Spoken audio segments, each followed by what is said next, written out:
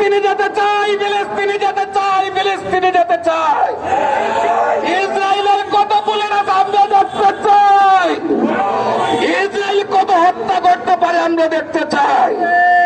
আজকে অনুরোধ করব সারা বিশ্বের মুসলমান, তোমাদের অর্থের অভাব নাই, তোমাদের শক্তির অভাব নাই, তোমাদের শরীরে মাংসের অভাব নেই।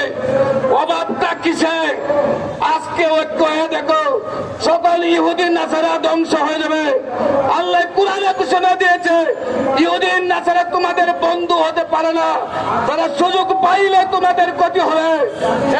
তোমার ঘরে তুমি দাঁড়িয়ে তোমার মেরুদণ্ড খাড়া করে তুমি প্রতিবাদ করো, পৃথিবী তোমার কাছে হার মানবে। এই আহ্বান জানিয়ে আগামী শুক্রবারের কর্মসূচিতে সবাই অংশ করার দাবি জানিয়ে আমি আমার বক্তব্য এখানে শেষ করছি। পরিশেষে বলবো, প্রধানে বাতিল যত নয় রে আর নয়, অন্তরে জামি সাক্ষী রইও কয়ে করি করজোর, ফিরে একে মিলে চলো তারে ফেলে।